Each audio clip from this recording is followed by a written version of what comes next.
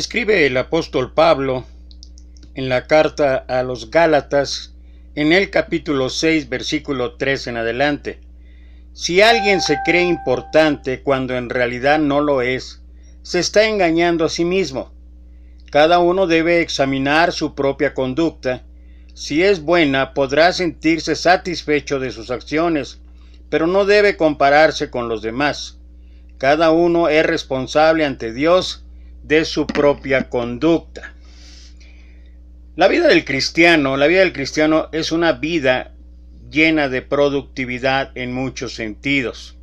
Es un compromiso, es una responsabilidad, y todos somos llamados a tener una actitud, una acción que corresponda al cristianismo que tantas veces pregonamos. El asunto es que en muchas de las ocasiones casi siempre lo hacemos en base a lo que hacen los demás o con la visión de lo que hacen los demás y no lo que hace uno mismo o lo que debería estar uno mismo desarrollando. Y Pablo hace énfasis, versículo 5, lo leí en la traducción lenguaje actual: cada uno es responsable ante Dios de su propia conducta. Pero también es cierto que nuestra vida debe ser identificada a través, como dije antes, de la productividad. Esto traducido en el lenguaje bíblico a través de frutos. Cuando nuestro Señor Jesucristo habló allá en la parábola del sembrador acerca de 4 tipos de semilla, o una semilla, pero 4 tipos de tierra, concluyó hablando ahí en Marcos capítulo 4, versículo 8, diciendo: pero otra parte cayó en buena tierra y dio fruto, pues brotó y creció, y produjo a 30, 60 y a 100 por uno. Y luego en la explicación que dio a los discípulos acerca de la parábola, en el versículo 20, dice: y estos son los que fueron sembrados en buena tierra, los que oyen la palabra y la reciben, y dan fruto a 30, a 60 y a 100 por uno. Esta historia esta parábola que contó nuestro Señor nos muestra cuán productiva debería ser nuestra vida, cuán productiva debería ser todo aquello que estamos haciendo para la honra y la gloria de Dios. El asunto es que a veces esto lo tomamos muy a la ligera y no tenemos presente o no nos acordamos que también, por otro lado, el Señor habló allí más adelante en Marcos capítulo 11, versículo 13 y 14. Y viendo de lejos una higuera que tenía hojas, fue a ver si tal vez hallaba en ella algo. Pero cuando llegó a ella, nada halló sino hojas, pues no era tiempo de higos. Entonces Jesús dijo a la higuera: nunca jamás coma nadie fruto de ti. Y lo oyeron sus discípulos. En una u otra manera, el compromiso, la responsabilidad de cada uno de nosotros, aquellos que queremos ser discípulos de Cristo, aquellos que queremos seguir dándole la honra y la gloria a Dios en cada acto de nuestra vida, deberíamos considerar que la productividad es parte de ellos, que el llevar fruto es parte de ellos, y eso es lo que quisiera compartir en este día. Por la gracia de Dios, después de no haber podido hacerlo ayer por cuestiones médicas, hoy estamos aquí otra vez, gracias a Dios, y esto es lo que quisiera compartir en este día, no sin antes poder reflexionar y escuchar nuevamente esto que bueno, a mí me fascina, y que es un recordatorio de lo que debe ser nuestra vida para con el Señor. Mírate solo a ti, Señor. Mírate solo a ti, Señor. Y no mirar atrás. Seguir tu caminar, Señor. Seguir sin desmayar, Señor. Postrarme ante tu altar, Señor. Y no mirar atrás, seguirte solo a ti, Señor, seguirte solo a ti, Señor, seguirte solo a ti, Señor, y no mirar atrás.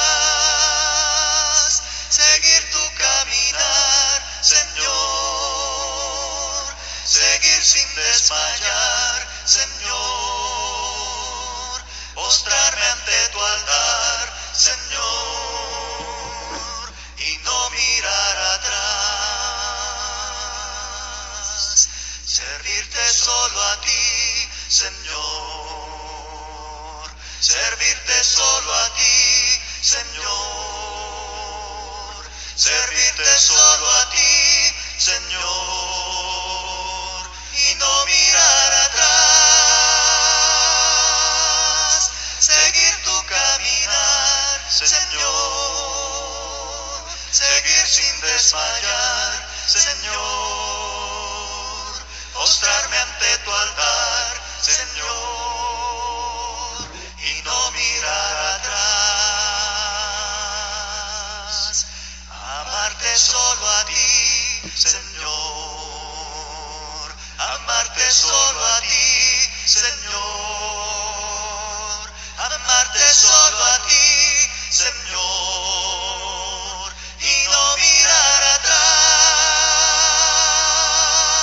seguir tu caminar, Señor, seguir sin desmayar, Señor, postrarme ante tu altar, Señor, y no mirar atrás.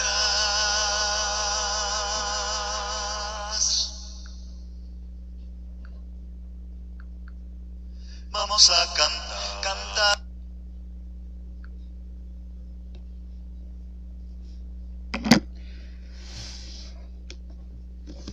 Qué bueno que dentro de nuestra hermandad, y voy a explicar por qué voy a decir esto. Qué bueno que en nuestra hermandad la indiferencia, la apatía y la flojera no son pecados públicos. Ahora que he escuchado en las últimas semanas acerca de la exhortación, acerca de la reprensión pública, o sea, la reprensión delante de todos, como algunos argumentan. Y qué bueno que no sea pública, o que no consideremos esto de la flojera, la apatía, la indiferencia, pero particularmente la flojera, que no lo hagamos de una manera pública, que no lo consideremos un pecado público, porque si no, no alcanzarían los foros de los edificios, los foros de la iglesia, para tener que reprendernos a tantos de nosotros.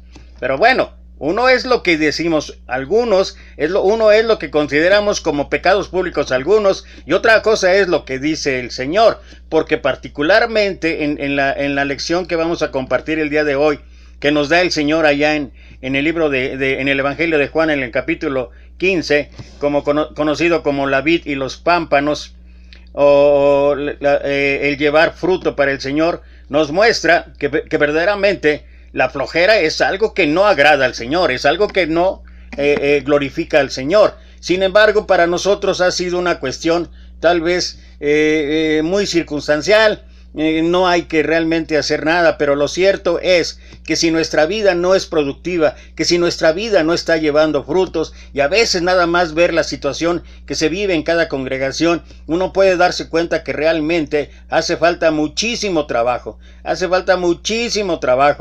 y que el trabajo en la obra nunca se termina, nunca se acaba, y que debe de ser de continuo, no de 1 o 2 veces por semana. Entonces, es necesario hacer una reflexión en cuanto a qué es nuestra vida, qué está haciendo nuestra vida en cuanto a llevar frutos, en cuanto a productividad, y si lo estamos haciendo conforme a lo que nuestro maestro habla. ¿Qué significa llevar frutos? Bueno, estamos allí en el Evangelio de Juan, en el capítulo 15, en el capítulo 15, de los versículos 1 al 8. Y bueno, como siempre, como hemos podido hacer en algunas ocasiones, es necesario establecer el contexto del capítulo 15 para poder tener un análisis más profundo acerca de la enseñanza que nos dio el Maestro. Juan capítulos 13 y capítulo 14 forman la base del capítulo 15 y presentan varios temas que nuestro maestro explica más a fondo en el capítulo 15, el mandamiento de amar. ¿Recuerdas Juan capítulo 13, versículo 34? La posibilidad de negar o no estar con Jesús en el mismo capítulo 13, versículos 36 en adelante. El uso de la palabra meno en sus formas varias. La importancia de la conexión entre los discípulos y Jesús, capítulo 14, versículo 6, donde habló el maestro y dijo: yo soy el camino, la verdad y la vida, nadie viene al Padre si no es por mí. La promesa de una oración cumplida, también ahí en el capítulo 14, y en el capítulo 15 vuelve a reiterar esto nuestro Señor. La importancia de guardar los mandamientos de Jesús, y finalmente la conclusión, que es lo que vamos a estar analizando hoy en el capítulo 15, acerca de llevar fruto, acerca de rendir fruto. Juan capítulo 15, versículo 1 al 8, un resumen. Estos versículos forman de una alegoría, una obra en la que personajes representan otras cosas y de manera simbólica expresan un significado más profundo. Hay 4 actores en esta pequeña obra. Número 1, el Padre es el labrador, según el versículo 1. Cristo es la vid, versículo 5. Los discípulos son las ramas, versículo 5 también. Y finalmente, los que no permanecen en Cristo son ramas inútiles, y que puede ser en un momento dado como la higuera estéril que mencionó el Señor, que nunca más llevará fruto. ¿Dónde podemos encontrar la iglesia aquí? Bueno, la iglesia es la rama que poda el labrador, pero la iglesia infructuosa es la rama que el labrador corta y tira al fuego. Estas imágenes de la viña son familiares. El Antiguo Testamento a menudo presenta a Israel como una vid o como una viña, pero por lo general son imágenes negativas. Ciertamente, la viña de Jehová de los ejércitos es la casa de Israel, y los hombres de Judá planta suya deleitosa. Esperaba juicio, y he aquí vileza, justicia, y he aquí clamor. Eso fue lo que escribió el profeta Isaías, capítulo 5 de Isaías, versículo 7. Y yo planté de buen vidueño, simiente verdadera toda ella. ¿Cómo pues te me has tornado sarmientos de vida extraña? Profeta Jeremías, capítulo 2, versículo 21. Por tanto, así ha dicho el Señor Jehová: como el palo de la vid entre los maderos del bosque, el cual di al fuego para que lo consuma, así haré a los moradores de Jerusalén. Ezequiel capítulo 15, versículo 6. Tu madre fue como una vid en tu sangre, plantada junto a las aguas, haciendo fruto, empero fue arrancada con ira, derribada en tierra, y viento solano secó su fruto, fueron quebradas, y sacáronse sus varas fuertes, consumidas al fuego.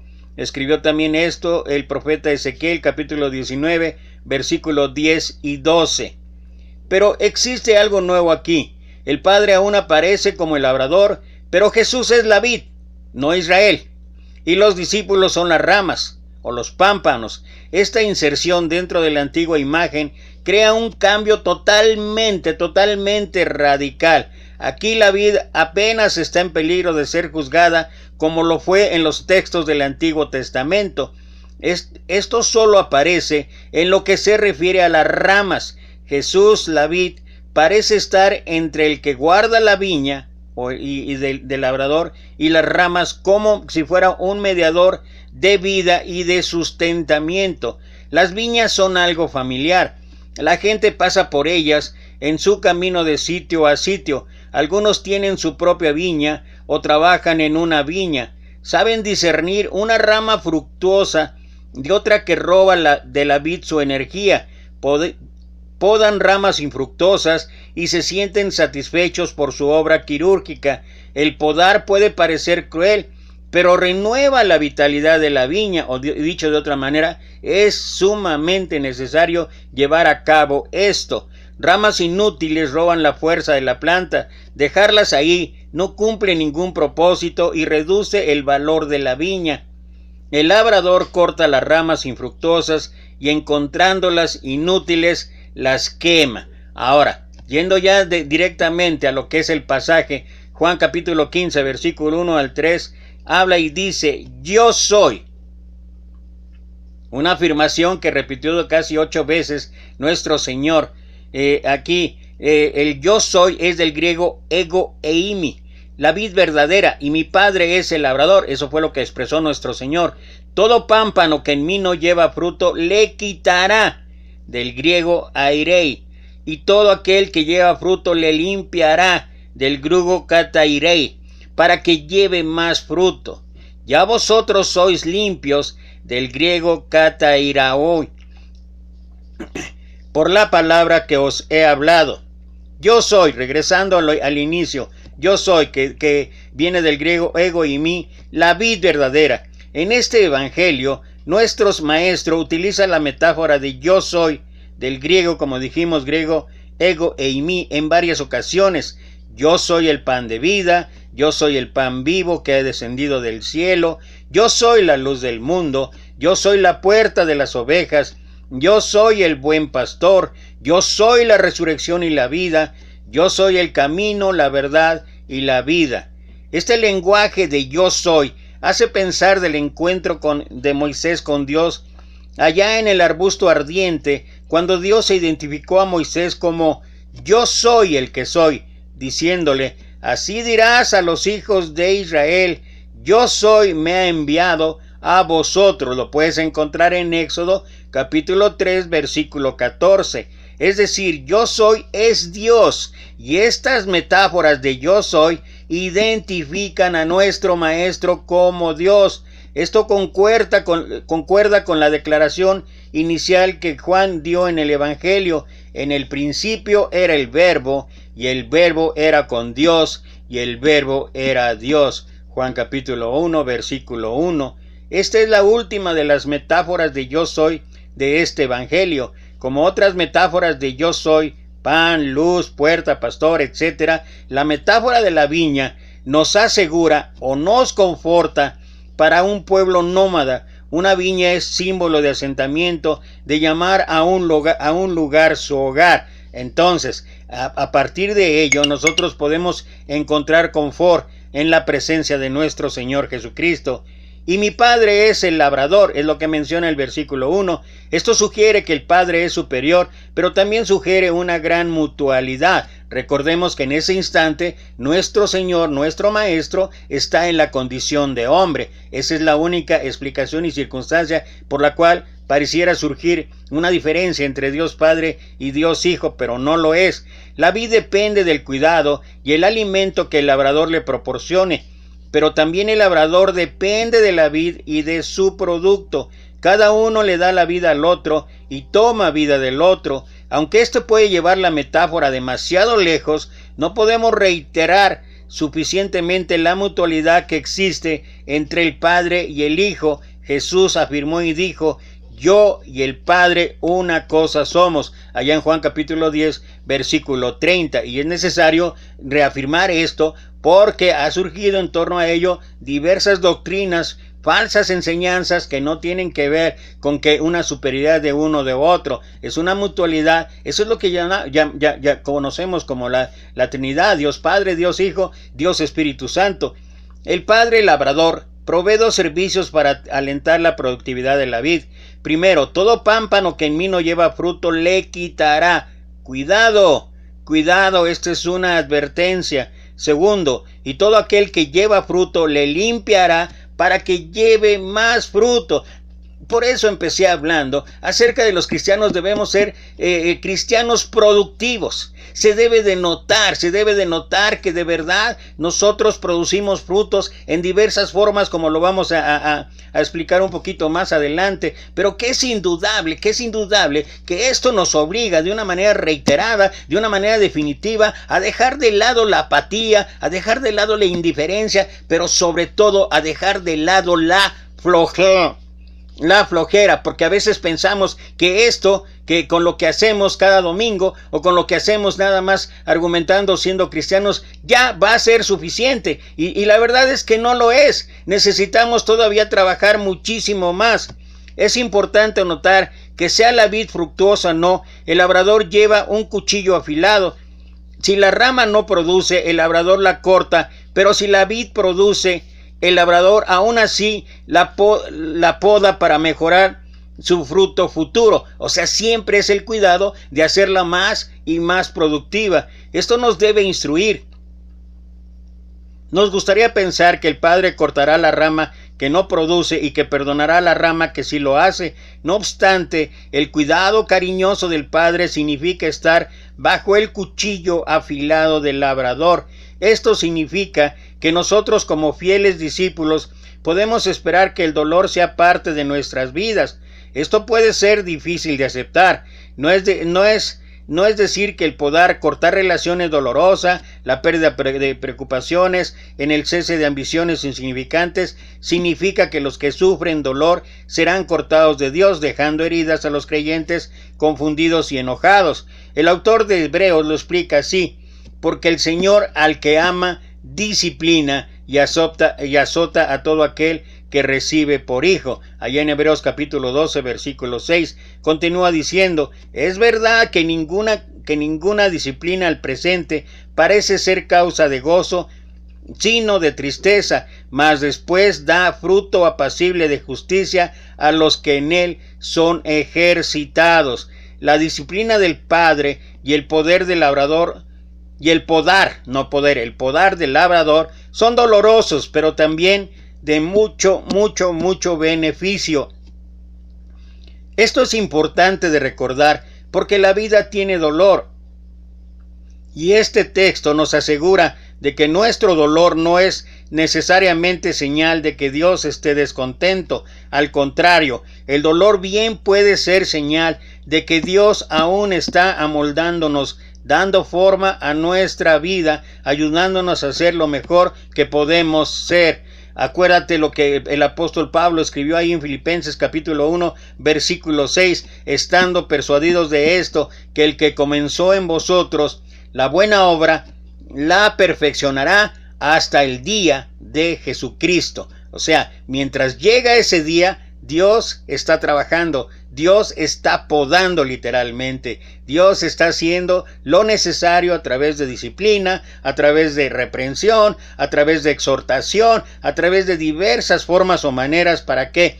Para que nuestra vida cada día lleve más fruto, a 30, 60, 90, como mencionó en la parábola del sembrador nuestro Señor Jesús. Jesús sigue alentando a los discípulos: ya vosotros ya vosotros sois limpios por la palabra que os he hablado. Versículo 3, al lavar los pies durante la Pascua les dijo: el que está lavado no necesita sino que lave los pies, mas este está todo limpio, y nosotros limpios estáis, aunque no todos. La excepción obviamente era Judas. Estoy hablando capítulo 13, el que lo traicionó. Ahora de nuevo les declara limpios. Los discípulos han visto, han creído y han obedecido la palabra de Jesús, aunque aún no la hayan comprendido por completo. La palabra de Jesús tiene el poder de limpiar cuando la creemos y la obedecemos. Esto fue parte reiterativa ahí en capítulo 14 de Juan, cuando dice: si me amáis, guardad mis mandamientos.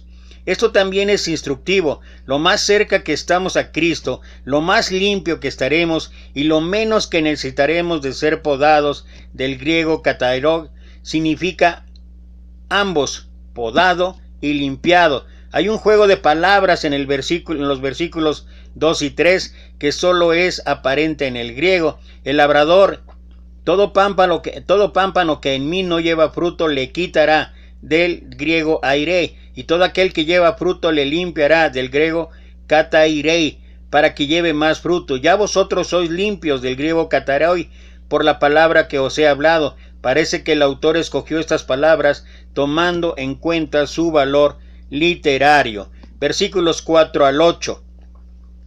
Estad, del griego meinate, de meno, en mí y yo en vosotros. Como el pámpano no puede llevar fruto de sí mismo si no estuviera en la vid, así ni vosotros si no estuviereis en mí. Yo soy la vid, vosotros los pámpanos. El que está en mí y yo en él, éste lleva mucho fruto, pero sin mí nada podéis hacer. El que no estuviere en mí será echado fuera como mal pámpano y se secará, y los cogen y los echan al fuego y arden.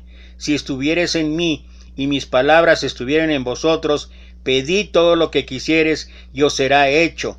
En esto es glorificado mi Padre, en que llevéis mucho fruto y seáis así mis discípulos. Y voy a reiterar porque es importante, es significativo y es la esencia misma de lo que debería ser nuestra productividad en alabanza y gloria de Dios. Dice versículo 8, en esto es glorificado mi Padre, en que llevéis mucho fruto y seáis así mis discípulos. Si no hay frutos en nuestra vida, si no hay productividad en nuestra vida, si no hay cambios significativos en nuestra vida, si nuestra vida no refleja el poder de Dios y todo lo que ha hecho en nosotros, bueno, dice ahí el riesgo que podemos tener y el riesgo que podemos concluir. Por eso es importante y por eso hablé al principio de que la apatía, la indiferencia y sobre todo la flojera, porque no se puede definir de otra manera, en muchas maneras, y yo creo que la flojera en muchas ocasiones viene de la autosuficiencia, de la soberbia que algunos de nosotros hemos alcanzado después de haber llegado ahí al conocimiento de la verdad, después de haber tomado el plan de salvación, empezar a crecer, pero pasa el tiempo, pasan los años y seguimos igual, y hay mucha advertencia en torno a esto. Cuando Hebreos capítulo 5 versículo 11 habla y dice, acerca de esto tenemos mucho que decir y difícil de explicar, pues debiendo ser ya maestros, y habla de una madurez, habla de un cambio, habla de una productividad, habla del estar llevando frutos, y luego dice el escritor, pues ni siquiera como niños, como bebés, todavía deseáis la leche como si fuera para un recién nacido. Y la verdad es que esto refleja en muchas maneras la poca importancia o casi nada. Estamos a veces más interesados en sermones excelsos, en sermones acerca del Apocalipsis, y qué bueno que los hagamos, quienes lo hacen, qué bueno, pero la verdad es que a veces ni siquiera hemos podido erradicar de nosotros situaciones tan sencillas, tan claras como lo que estoy hablando, de la apatía, de la indiferencia, de la flojera, y en muchos sentidos esto es lo que predomina en nuestra hermandad, empezando por mí mismo. A veces pensamos que con algo que hagamos ya es suficiente, y por eso cuando leí lo que dice Gálatas, Pablo, que dice que cada uno es responsable ante Dios, que cada uno someta a prueba su propia obra y no en la de los otros, porque a veces si nos medimos a la medida de los otros, pues obviamente algunos van a pensar que ya están más cerca del cielo que los demás, y así no es. La vida verdadera del cristiano es esto que dice aquí, en esto es glorificado mi Padre. O sea, ¿de qué manera glorificamos a Dios? Dice, en que llevéis mucho fruto. Y dice, y seáis así mis discípulos. Estad en mí y yo en vosotros. Este verbo meno en griego, en sus formas varias, incluyendo el equivalente sustantivo, ocurre en varios pasajes de este evangelio. En la mayoría de los casos describe una relación importante o una condición espiritual. Juan testificó, vi al Espíritu que descendía del cielo como paloma y reposó, del verbo griego emainen, sobre él. Capítulo 1, versículo 32. Jesús rechaza a los líderes religiosos diciendo, no tenéis ni tenéis su palabra permanente, menontá, en vosotros, porque el que envió a vosotros no creéis, acerca del continuo rechazo y de que ellos pensaban que a través de su vida superficial de religiosidad estaban bien alabando y glorificando a Dios, y era totalmente todo lo contrario. Y esto es lo que estoy hablando, del riesgo que puede existir en cada uno de nosotros. Jesús dice, yo soy la luz, he venido al mundo para que todo aquel que cree en mí no permanezca, o del griego meine, en tinieblas. Jesús dice, en la casa de mi Padre muchas moradas, monaí, hay, de otra manera os lo hubiera dicho, Voy pues a preparar lugar para vosotros.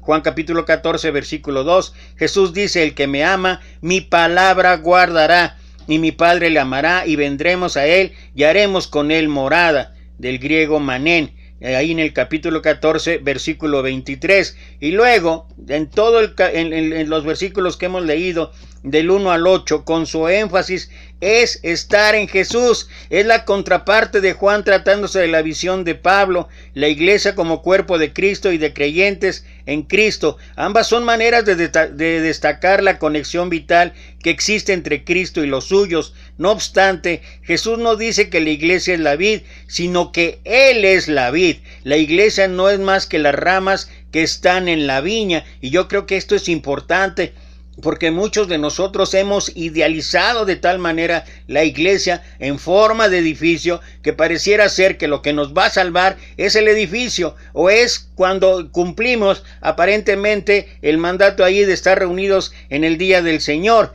Es cierto que es importante, es cierto que es para honra y gloria de Dios, pero la relación con Jesús va más allá de simplemente estar 2 o 3 horas si es que somos exigentes el día domingo. Es una relación permanente, es una relación de siempre, es una relación que se refleja en los frutos que cada uno de nosotros esté llevando para honrar y glorificar a Dios. En versículos 4 a 7, Jesús deja claro que nuestra relación con Él, nuestro morar con Él, es la clave de ambos, nuestro fruto y nuestro destino. El cristiano encuentra fuerza y propósito a través de su relación con Cristo. La persona débil se refuerza al ser entrelazada en una vid de Cristo, y la persona fuerte se debilita cuando se separa de ellas, que eso es lo que he estado mencionando. No podemos nada más estar sujetos a 1 o 2 días en el transcurso de la semana para tener una relación plena, una relación íntima con nuestro Señor Jesús. ¿Por qué? Porque en el mismo momento en que separamos esa relación, entonces nuestra vida es evidencia de que no está siendo de acuerdo a lo que quiere Dios. Un escritor dice que Cristo añade un peldaño más a la escalera de la evolución, produciendo una nueva criatura que vive de una manera nueva y a la cual el hombre natural no puede llegar, tal como una cosa que se arrastra por el suelo no puede llegar a volar. Y ese reto no debe ser burlado, porque Cristo lo ha hecho, y cada día encontramos nuevas criaturas por la calle, y nosotros somos una de ellas. Nuestro propósito es vivir así, para que otros al conocernos miren otra vez, y entonces miren que miren de nosotros a Jesucristo. Y quizá es la mejor manera en que podemos servir a Cristo, y es una de las mejores maneras en que nosotros podemos estar cumpliendo con el plan, el mandato de evangelización, la gran comisión establecida ahí en Mateo 18 al 20. Pero si nuestra vida no refleja esto, si nuestra vida no refleja frutos, ¿cómo pensamos que solamente hablando a la gente va a entender? Primero va a escuchar.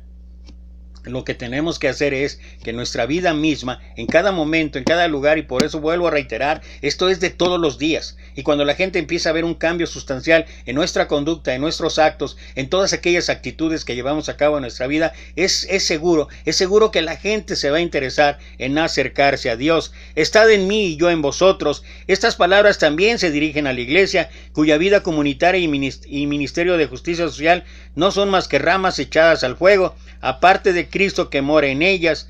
Como el pámpano no puede llevar fruto de sí mismo si no estuviera en la vid, así nosotros si no estuvieres en mí. La iglesia siempre está tentada a mirar hacia otro lugar, ya sea en política o a donantes enriquecidos en busca de su fuerza, pero Jesús nos dice que la infructuosidad comienza en un lugar muy diferente. Mientras estemos en su presencia, su fuerza se hace nuestra. Tan pronto como le volvemos la espalda, nuestra fuerza empieza a desvanecerse. Y esto es cierto en muchas maneras. Por eso el grupo de cristianos es la iglesia. Por eso cuando estamos unidos, cuando estamos todos en un mismo sentido, cuando estamos todos en una misma mente, en un mismo parecer, cuando todos en general queremos glorificar a Dios, entonces el trabajo se facilita. ¿Por qué? Porque todos participan. Pero lo que ha sucedido, lo que ha ocurrido, es que por eso es que le dejamos tanto o a veces todo el trabajo al ministro o al predicador o a los ancianos en el caso de que existan o a los diáconos, y cuando que el trabajo, cuando que el trabajo debería ser conjunto, porque nosotros como pámpanos unidos somos la iglesia. Entonces, si individualmente empezamos cada quien a realizar, a hacer lo suyo, a cambiar actitudes, a cambiar acciones, entonces toda la iglesia se empieza a fortalecer y las cosas pueden ser totalmente diferentes. Estamos tentados a pensar de otra manera. Nuestra vida de oración se echa a un lado a favor de ocupaciones y tareas, y esto es realmente algo cierto. Nuestros verdaderos valores se revelan a través de la manera en que establecemos nuestras prioridades o de la manera en que dejamos que las prioridades se establezcan por sí mismas. Para los estudiosos, para los ministros, para los predicadores, muchas cosas son prioridad número uno.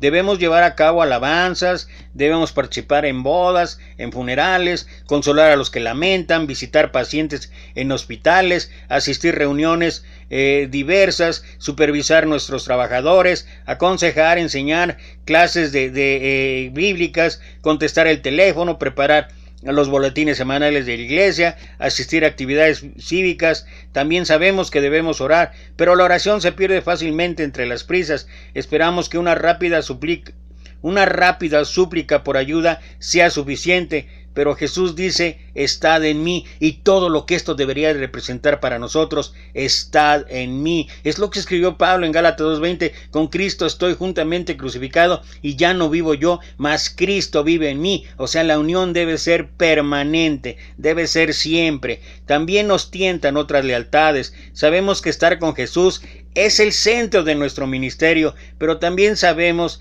que lealtades a otras circunstancias o otras situaciones y nuestra herencia teológica aunque nos ayuden a avanzar, no es la prioridad. Es demasiado fácil hacer de ellos nuestro lugar para estar, pero Jesús dice: estad en mí. Y esto es lo que en muchas ocasiones cambiamos reiterativamente, consciente o inconscientemente, a propósito o con despropósito. Cuando pensamos que los ministros, cuando pensamos que el evangelista, el predicador, cuando pensamos que los hombres son los que van a resolver las situaciones y circunstancias que estemos enfrentando en nuestra vida, y la situación es totalmente diferente. Es Jesús. Por eso Jesús reitera y dice: estad en mí. Como el pámpano no puede llevar fruto de sí mismo si no estuviera en la vid, así ni vosotros si no estuviereis en mí. Estar en Jesús capacita a la rama para rendir fruto. ¿Qué fruto? Bueno, pueden ser diversos. Número 1, Jesús manda que nos amemos unos a otros. Por eso, el amor ha de ser uno de los frutos. Si no hay amor, no hay fruto. Jesús nos pide que obedezcamos sus mandamientos. Por eso, obediencia ha de ser uno de nuestros frutos. Pero quizá el fruto incluye más de lo que se revela en este capítulo. Pablo menciona frutos del Espíritu: amor, gozo, paz, paciencia, benignidad, bondad, fe, mansedumbre y templanza, allá en Gálatas capítulo 5:22. Seguro que morar en Jesús ha de producir cada uno de ellos en cierta cantidad. Cuando se nos pide medir nuestros frutos, miramos casi siempre a las personas que hemos convertido o que hemos intervenido para que se conviertan, la asistencia a la alabanza, los fondos que se recaudan en la ofrenda para un nuevo edificio u otras estadísticas. Pero el verdadero fruto, sin embargo, fluye de nuestra relación con Jesús y el Espíritu que Jesús promete. Entonces, prosigue que nuestro fruto sea ese que se nos da y que será específico a cada discípulo. La naturaleza de rendir fruto no se expresa de manera específica, es una demostración vital de la fe de cada uno de los discípulos. Esto puede llevarnos finalmente a la práctica de cómo cumplir la obra de estar con Jesús. ¿Qué deberíamos tomar en cuenta? Y esto pues solamente son también opiniones en cuanto a algunas disciplinas que podemos llevar a cabo en nuestra vida. Número 1, servicio a Dios por medio de alabanza pública y apoyo a la iglesia. O sea, de ahí La parte importante y primordial de estar reunidos el domingo como iglesia. Número 2, servicios a los demás, particularmente los necesitados. Así que, según tengamos oportunidad, hagamos bien a todos y mayormente a los de la familia de la fe. Es lo que escribe Pablo, Gálatas 6, versículo 10, y esto debe ser también un constante en nuestra vida. Número 3, servicio a sí mismo por medio de oración personal, de devocionales, de estudio de la Escritura. Eso es algo que debe ser permanente de manera individual y que deberíamos ahorita, en estos tiempos de pandemia, en esos tiempos que muchos de nosotros no salimos, estar dedicándonos más al escudriño de las Escrituras, a estar escudriñando verdaderamente lo que Dios quiere de nosotros. Yo soy la vid y vosotros los pámpanos, el que está en mí y yo en él, este lleva mucho fruto, porque sin mí nada podéis hacer.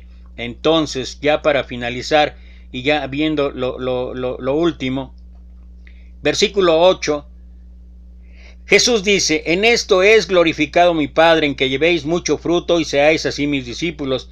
Pero se está dirigiendo a los que ya son discípulos. ¿Por qué habla de ellos? Siendo o haciéndose sus discípulos. Quizá la respuesta es que nuestro discipulado siempre será imperfecto y que siempre estamos aprendiendo. La palabra discípulo significa uno que aprende. Acuérdate que esto ha sido la base del estudio, ¿no? El que dice que permanece en él debe andar como él anduvo. Esto es lo que significa ser un discípulo. Nuestro rendir fruto nos ayuda a crecer como discípulos. Este crecimiento en santidad, o sea, apartados para Dios, es lo que nos va a llevar en muchas maneras a darle la honra y la gloria a Dios. Había un hombre flojo. Yo creo que todos conocemos gente así, gente floja. Gente que se dedica simplemente a llevar la vida tal como llega y que además depende de muchas otras personas para subsistir. Pero aquel hombre pronto ya se dio cuenta de que ya no iba a recibir ayuda. Ya le habían dado a aquellos que lo conocían la última advertencia de que si no se movía, si no hacía algo, ya no iba a recibir ayuda. De tal manera que cuando le expresaron, ¿sabes qué? Ya no te vamos a ayudar, ahora vas a tener que trabajar. El solo oír que tenía que trabajar casi lo puso enfermo. Algo así como cuando nos dicen en nuestra congregación, ya, tenemos que trabajar. Ay, no, si estamos también en nuestra esfera de comunidad. Pero bueno, aquel hombre tuvo que verse obligado a buscar trabajo. Y lo que son las cosas, consiguió pronto un trabajo, pero no solamente un trabajo, consiguió un buen trabajo. Pero mira, cada día cuando salía de su casa, cada día que salía y caminaba a su trabajo, él iba pensando, hago que trabajo y no trabajo. Hago que trabajo y no trabajo. Ya se imaginarán entonces cuál era la productividad, cuál era la forma de desempeño que él tenía en la empresa que lo había contratado. Realmente cumplía eso que él mismo argumentaba y declaraba, hago que trabajo y no trabajo. Casualmente, cuando llegaba el fin de semana, y como en algunos lados todavía se sigue haciendo, cuando se formaba la gente para recibir su pago por semana, él era el primero que se formaba. Y una vez que empezaban a pagar, era el primero que recibía su sobrecito y dentro todo el dinero de su pago semanal. Y así terminaba la labor el sábado, se iba contento a su casa y el fin de semana igual, pero ni el haber recibido ya una remuneración cambiaba su actitud, de tal manera que empezaba la semana y él empezaba otra vez cuando iba al trabajo, hago que trabajo y no trabajo. Finalmente, como decimos aquí en México, tanto va el cántaro al agua hasta que termina quebrándose. Uno de los jefes, incluso el mismo dueño del negocio, se dio cuenta de la actitud de aquel hombre. Se dio cuenta que hacía que trabajaba y no trabajaba. De tal forma que no dijo nada, nadie dijo nada. Todos consultaron con el dueño y le dijeron, oiga, pues hay que exhortarlo, hay que disciplinarlo. Y él dijo, no. Entonces llegó el fin de semana y otra vez él en primer lugar para cobrar. Y cuando recibió su pago, recibió su sobrecito. Pero cuando lo abrió, el sobre estaba vacío.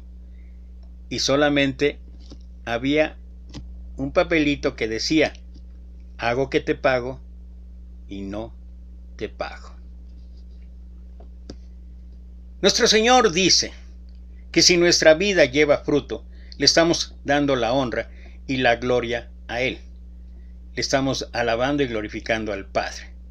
Pero si nuestra vida no está siendo productiva, no lleva fruto, no sé cuál va a ser el resultado. Esto es cada uno lo que tiene que decidir. Lo cierto es que venimos a este mundo con un propósito, un propósito establecido desde antes de la fundación del mundo. Y aquellos que nos ha escogido con un propósito, el propósito de llevar fruto. Y Jesús nos muestra la manera correcta, la manera específica de llevar fruto es permaneciendo en Él. Yo soy la vid, vosotros los pámpanos, separados de mí, nada podéis hacer. Él nos ha equipado con habilidades, Él nos ha equipado con destrezas, Él nos ha equipado con talentos, Él nos ha equipado con dones, pero nos ha equipado con lo fundamental, lo importante es su presencia en cada uno de nosotros. Y cuando nosotros correspondemos de la misma manera, de tener presente siempre a nuestro Señor, que Él tome las decisiones que nosotros tomamos, que Él sea el que dirija cada uno de nuestros pasos, entonces podemos tener la certeza de no ser como aquel hombre. Porque creo que a veces, en muchas ocasiones, es lo que hacemos. Hago que soy cristiano. Y bueno, cada quien tiene el complemento de la frase. El discípulo sabe lo que significa llevar fruto. Llevar fruto que se da a 30, 60, 90, en todos los sentidos, estando siempre o permaneciendo siempre en Jesús. Y esa debería ser nuestra oración. Gracias otra vez a aquellos que pudieron conectarse, gracias otra vez. El día de ayer no pude grabar mensaje, fui, como ya había comentado, por primera vez aquí en Puebla, gracias a Dios, al oftalmólogo. Ya me atendieron aquí en esta institución social que tenemos acá en México, el Seguro Social, y bueno, ya fue grato, fue de gran bendición que me pudieron revisar y todo, pero como me dilatan la pupila y una serie de maniobras que me hicieron, esto me impide ni siquiera, o sea, todo el día ando así con la vista borrosa, no es posible, pero por la gracia de Dios estamos aquí otra vez. Todavía tengo que esperar resultados. El próximo lunes me adelantan a ver si voy a requerir otra operación o tal vez con algún tratamiento puedan retirar ese problema que tengo, ese pequeño derrame que tengo en uno de mis ojos. Pero mientras estamos en las manos del Señor, y gracias a Dios que puedo estar aquí otra vez. Yo mismo extrañé estar aquí compartiendo el mensaje de veras para alabar y glorificar a Dios. Pero bueno, todos los días estaremos otra vez si es la voluntad de Dios. Y por lo pronto, pues te mando, como siempre, 1,000,000 de bendiciones. Nos vemos pronto.